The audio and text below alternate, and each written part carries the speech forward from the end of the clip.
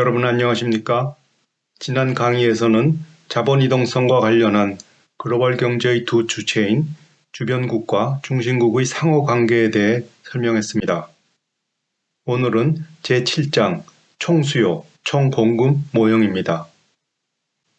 총수요 곡선의 식은 IS 곡선의 식과 LM 곡선의 식으로부터 구하며 물가 수준에 따른 모든 재화와 서비스, 즉 총수요를 나타냅니다. 총수요 곡선은 화폐 시장의 균형을 반영하고 있습니다. 총수요 곡선의 식으로부터 명목 통화량이나 독립적 지출이 변할 때 총수요 곡선도 이동하는 것을 알 수 있습니다. 여기서 총수요 곡선이 직선인지 곡선인지 여부는 중요하지 않습니다. 만약 IS 곡선과 LM 곡선의 식을 로그 값으로 표시한다면 총수요 곡선은 직선으로 나타낼 수 있습니다. 총공급 곡선은 물가 수준에 따른 재화 및 서비스의 총공급을 나타내며 총공급은 고용의 크기에 의존하기 때문에 당연히 노동시장의 행태를 고려해야 합니다. 여기서 노동수요는 이윤을 극대화하는 경쟁적 기업을 가정할 때 노동의 한계 생산력이 실질임금과 같은 수준에서 일어납니다. 한편 여가와 소비의 선호 관계로부터 실질임금 수준에 대해 얼마나 노동을 공급할지가 결정됩니다.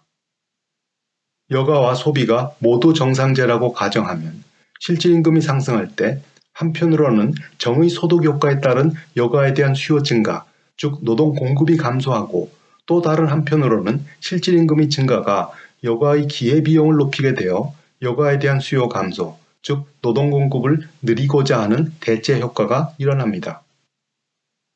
대체 효과가 소득 효과보다 클 때 실질임금이 증가하면 노동 공급도 증가합니다. 균형 실질임금과 고용량은 노동의 수요와 공급이 일치할 때 얻어지며 균형 고용량으로부터 균형 산출량이 결정됩니다.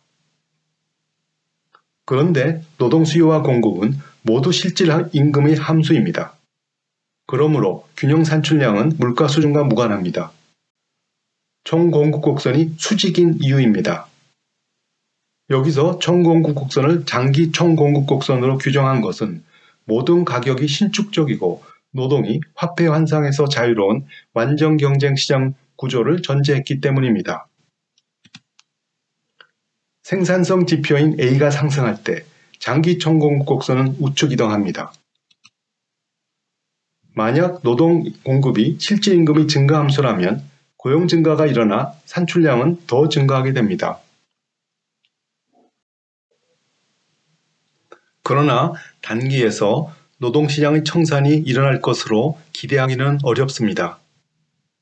여기서 일정 기간 동안 명목임금을 사전에 정하는 임금계약이 체결되고 기업은 노동의 한계 생산력을 실질임금 수준에 맞추어 고용을 결정한다고 가정하겠습니다. 왼편 그림에서 W_가 계약임금일 때 물가 수준이 P0이라면 L0만큼의 고용이 일어나고 다시 오른편 그림에서 Y0의 산출량이 기대됩니다. 물가가 P1으로 상승할 때 실질임금 수준이 낮아져 고용은 L1으로 늘어나고 산출량도 Y1으로 증가하게 됩니다. 오른편 그림의 SAS 곡선은 명목임금이 W_일 때 우상향하는 단기 총공급 곡선의 모습입니다. 한편 명목임금이 W_보다 높은 W_라면 동일한 물가 수준에 대해 실질임금이 상승하였으므로 고용과 산출량은 그만큼 감소하게 되며 이때 단기 총공급 곡선은 좌측 이동합니다. 여기서 단기 균형은 오른편 그림에서 단기 총공급 곡선과 총수요 곡선이 만나는 F점에서 일어납니다. 그런데 만약 LF가 완전 고용이라면 경직적 명목임금은 노동시장에서 초과 공급이 발생하는 효과를 일어나게 합니다.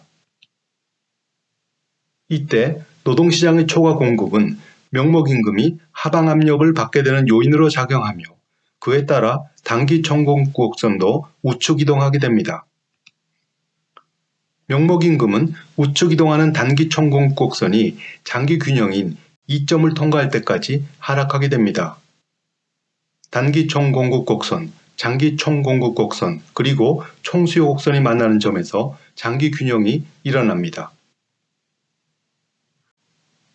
사람들이 여가를 더 선호하게 될 때 주어진 실질임금 수준에서 노동 공급은 그만큼 감소하게 됩니다. 왼편 그림에서 노동 공급 곡선이 좌측 이동하게 되어 완전 고용량은 LF-로 감소하게 되며 장기 총공급 곡선도 좌측 이동합니다. 이 연습 문제는 부의 공급 충격이 일시적일 때 거시경제의 모습을 묻고 있습니다. 우선 일시적인 공급 충격은 단기 총공급 곡선을 좌측 이동하게 해 단기 균형은 F로 이동합니다. 왜 단기 총공급 곡선이 좌측 이동하는지 여러분이 교재 211페이지 그림 7-10에서 직접 확인해 보시기 바랍니다. 다시 부의 충격이 사라짐에 따라 단기 총공급 곡선은 우측으로 복귀, 장기 균형점 2로 돌아갑니다. 따라서 일시적인 고용과 생산의 감소가 일어납니다.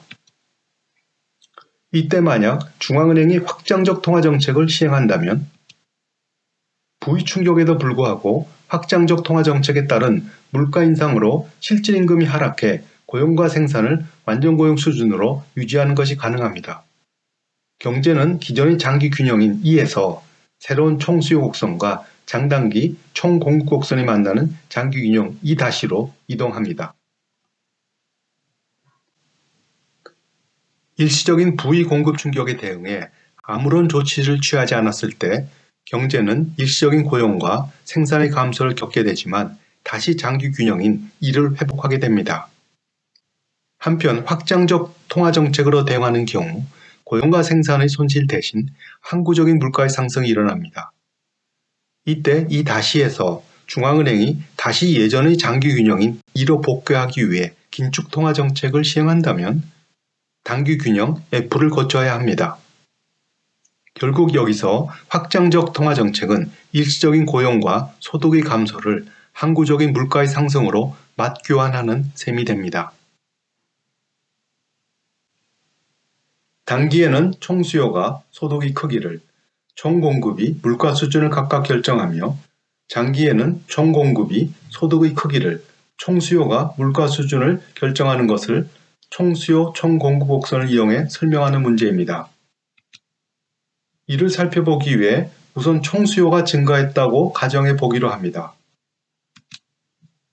단기에서 물가가 경직적일 때 총공급 곡선은 수평이 됩니다. 따라서 총수요가 소득의 크기를, 총공급이 물가 수준을 결정합니다. 그러나 시간대가 지날수록 총공급 곡선의 기울기는 증가해 물가가 상승하는 모습을 보이며 장기에 총공급 곡선이 수직일 때 총공급이 소득의 크기를, 총수요가 물가 수준을 결정하게 됩니다. 한편 경제가 성장하는 더 긴 시간대에서 수직인 총공급 곡선은 오른쪽으로 이동합니다. 오늘은 이만 마치겠습니다.